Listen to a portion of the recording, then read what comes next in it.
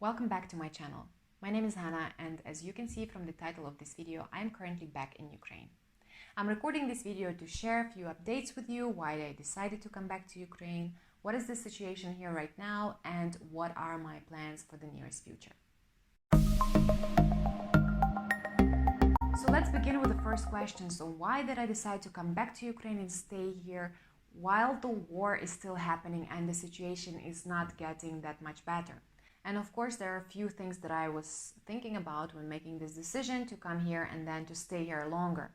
And the first thing is that we left to Poland because we were scared, terrified, and really worried about what can happen. We didn't know how the war looks like in the 21st century with all the advanced weaponry and how dangerous it is to be here. And when we arrived in Poland, we realized, okay, we have to make a decision.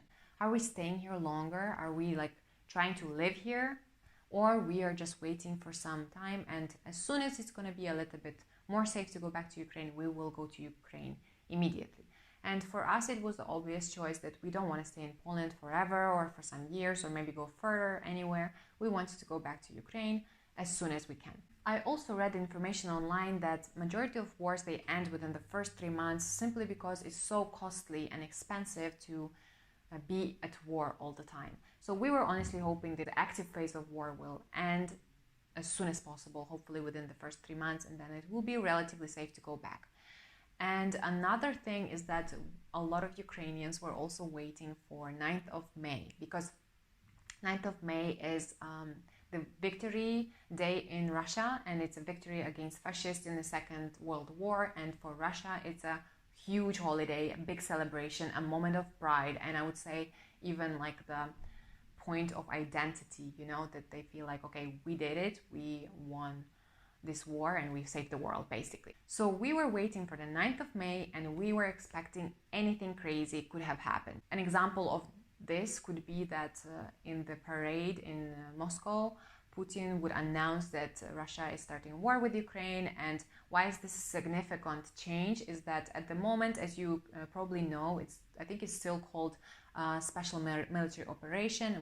And if he announced that this is a war, then they could have done the national mobilization in Russia.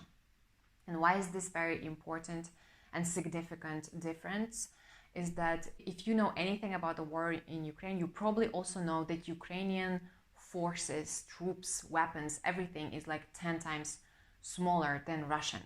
So imagine we already are at disadvantage, and then imagine if they would do this national mobilization, they could gather so many more soldiers, train them, and then send them to Ukraine. And it would be another, like a big deal for everyone in Ukraine, including army people and including civilians that are so afraid to go back home. When we realized, okay, nothing happened on the 9th of May, so probably it's just going to stay the same or maybe going to get better with time. We were observing the situation over the first 3 months of war, and we were seeing what's actually happening, how much Russian army is progressing, how much they're taking over the territories, and how much they're bombing different cities. We see that the front line is happening in the east of Ukraine at the moment, in the south of Ukraine a little bit as well, but it's not happening in central Ukraine or western Ukraine, and hopefully it's not gonna come there fast. So my hometown is in the western Ukraine, which is super close to Polish border, and we felt like we can go there because it's a relatively safe place to be if you are on the territory of Ukraine. And of course there's so many refugees, internal refugees. They also came from eastern or southern or central Ukraine to Lviv, and they stayed in Lviv, they didn't go abroad. So all these people are like hiding here, so it's a relatively safe place. A lot of journalists, international journalists are here, and like majority of people who are still working, companies, they're all here, and basically the life is still happening. So we decided to go back home, and if the situation would get worse, we could immediately jump in a car and cross the Polish border again, because we are living like 1.5 hours drive from the Polish border. And of course, if the situation would get worse, really, it would not be so easy for us to cross the Polish border, because the first time when the first wave of refugees went to Poland, people were standing on the Polish border around 2 and 3 days in cars because the queue line was so long. So this is the reality of the situation, but at least it was comforting thought for us that we live very close to Polish border, so if there's really crazy danger, we could go there again. So let me tell you, how does it feel to live in a war zone? As I just mentioned, the front line is happening in east and south of Ukraine, and I'm currently in west of Ukraine. So this is a relatively safe place. But at the same time, there is no such thing as a safe place in Ukraine at the moment, because Russian rockets are hitting different random sometimes cities and objects, for example, like a mall full of people, any time of the day. So here are a few major things that changed in our everyday life since the war started. First of all, everything became very expensive. Things such as petrol and transportation and food and cost of all the products is much more expensive at the moment. Secondly, we have curfew. We can't go out after 11 p.m. And a third thing is that we have sirens around, air alarms around every 2 days. I mean, it depends. You can't calculate like that, but usually it's like, I would say every second day we have air alarms, and we have to hide and go to the shelter. And many buildings actually don't have any shelters. So the second best thing we can do is to hide behind two walls. And this is because if the glass will shatter, you will not die basically because of that. So you're just hiding from things being destroyed in your home if anything happens. To be honest, this is how I'm working. If I hear air alarm, I'm just going to sit in the corridor.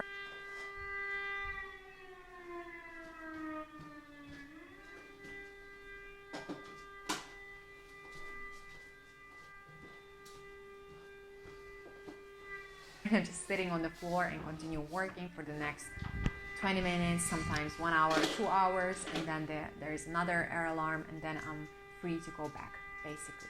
And of course, the topic of war is everywhere. People are constantly talking about it. It gives this underlying layer of stress that doesn't go anywhere, and you can't get rid of it. And there's contributors like economic stress and a lot of refugees and a lot of your friends and friends of friends, family members going to war, and there's a lot of people all the time sending money to army to support men on the front lines. So all this gives this feeling of not being safe in your environment, which is like the real thing we should feel basically, because it is not safe to be here.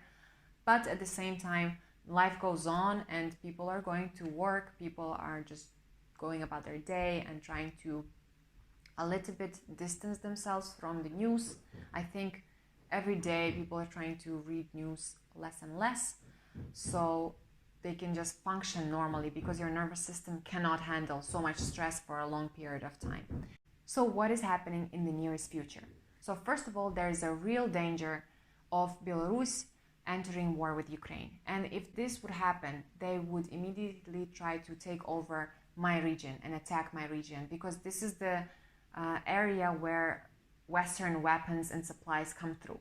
If this happens, we have to be realistic and we have to make sure that we can pack our bag and leave to Poland again. And I think this time it could be for longer, because at this situation, our hometown would be at war. And this is a very scary thing to think about. So I decided to stay in Ukraine until the end of the summer. If the situation will be better, I hope to stay longer. If the situation will get dangerous and worse at any point, I am ready to pack my bag and leave again. And I think this time it will be for longer.